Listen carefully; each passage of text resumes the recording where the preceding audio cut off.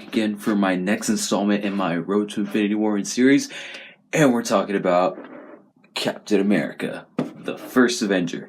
The first Captain America movie is the first installment in the Captain America trilogy, which quite honestly, is hands down up here with one of the best film trilogies, and that one too, of all time. But this one, we're talking about the first one. And I gotta say, kind of like with Thor, I forgot how much I love this movie because I feel like everyone always thinks about, oh my god, Winter Soldier's so great. Oh my god, Civil War is amazing. But very rarely do you get to go back and watch these and you realize how amazing this movie is. When you really think about it, this movie did Wonder Woman before Wonder Woman did. This movie did Wonder Woman 6 years before Wonder Woman happened. Which is another thing I wanted to bring up was that, especially rewatching this again, I feel like this is actually a better movie than Wonder Woman. I love Wonder Woman, and I definitely agree that Wonder Woman was needed, and I definitely agree that Wonder Woman had an amazing... it was for an amazing purpose, and it did amazing things. Honestly, I feel like as a movie, I feel like this movie doesn't get as recognized anymore because of movies like Wonder Woman, because of Civil War. But I feel like this movie should get more credit for it because it laid the groundwork for the MCU, and they really started from especially really early on establishing what it really means to be a hero. One of my favorite scenes out of all superhero movies is I can do this all day. I'm just a kid from Brooklyn. I don't want to kill anybody. I just want to do what's right. Perfect hero moment right there. I don't think you can make it any more perfect than that. Don't know when to give up, do you? I can do this all day.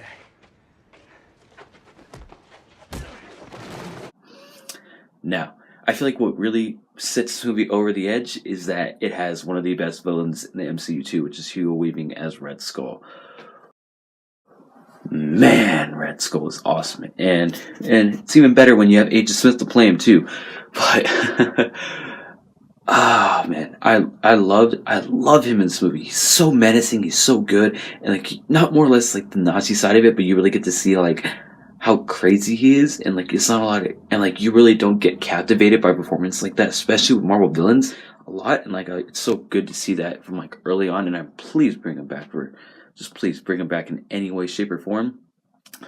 Let's see, what else? I really love Steve Rogers in this movie. I think this is one of the best portrayals of what, like I said, what a hero should be, just period. I don't think there's any doubt about it of that. Yeah, I think one of the lines is, Good becomes great. Bad becomes worse.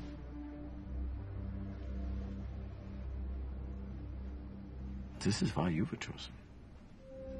Because a strong man who has known power all his life may lose respect for that power. But a weak man knows the value of strength and knows compassion. Thanks. I think. that's what I'm basically trying to get at, and that's basically the whole point of this movie, is that Steve Rogers is just Steve Rogers. All he ever wanted to do was, he didn't want to kill anybody. He wanted to fight. He wanted to serve. He wanted to do the better good for his country, and not more or less in a way of to not just oh, I want to go kill people. I want to do this. I want to be a war hero. No, he wanted to genuinely save lives. He wanted to genuinely help, which is great because he's even me. If you look at me, I'm even more built than he is, and I'm 15, and I'm 15, and I'm a freshman in high school. And this is a 21-year-old guy, and he is skinny. He's I think one time they said he's 90 pounds. And obviously even more back then, everybody was way more judgy back then. It was still before, it was the 1940s. It was still before where people started getting more equal rights. So even then, it was still we're very divided. No, kid, get out of our way. We want the big, we want the stronger man. We don't care about the scrawny kid who thinks he can go fight Nazis. Go get your little red dragon. No, but he still persevered in the 5 tries and all that stuff, and seeing Bucky was great in this movie too, but having to see Bucky, his best friend, live the life that he kind of wishes to have, especially when he gets to go and fight and go serve his country.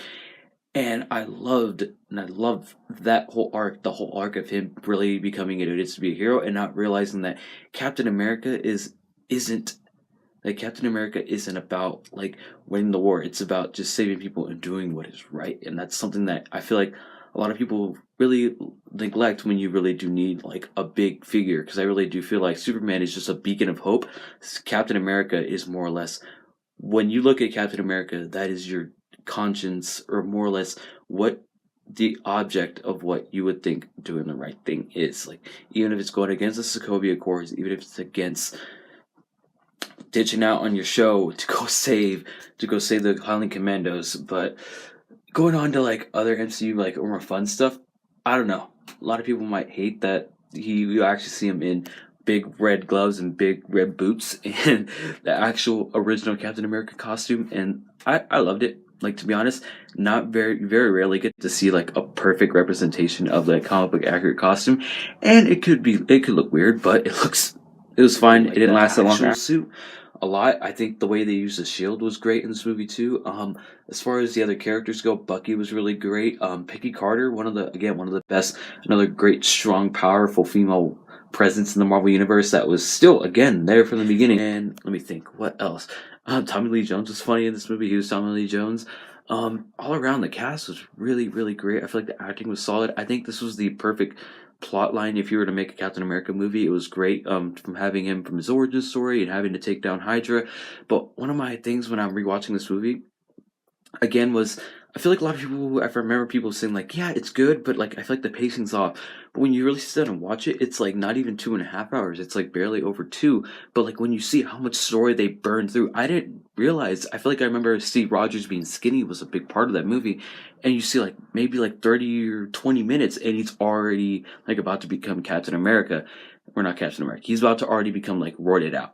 But like I didn't remember that. Like, and they really do burn through a lot of Captain America's story, and like I feel like I remember like the whole like bail bonds thing like longer, but then like I realized, oh, that's not that long at all either.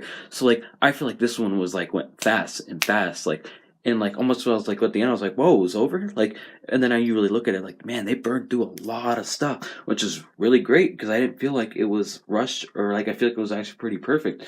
And going over again, like as far as how this ties into the MCU, I really loved Howard Stark again. Howard Stark emulating Robert Downey Jr. and kind of still making it his own, still really good. You get to see like the Tony Stark like the 40s and stuff like that. Dug it, loved it. And as far as where we know where this story is going, we know it's obviously going to Avengers, and we know Nick Fury shows up at the end. But one of my favorite moments, and still one of the most like burned in my brain moments when I went to go see this movie, is when the after credits scene for this movie is they show the Avengers trailer. And I actually watching that trailer. That was a pretty crappy trailer, but seeing it for the very first time, I still remember that burned into my brain that was still one of the best nerd moments in my life. And thinking that moment happened like 6, 8, 7 years ago, great, loved it. Like, it's still one of like the most greatest theater experiences I can ever remember to like the day I die. So again, next up I will have the culmination of Phase 1, Avengers. So good. And yes, I did get braces. And yeah, looking at through my viewfinder, they do look a little weird, but hopefully I'll get used to watching my face with braces now. But thank you so much for watching, and I'll see you guys later.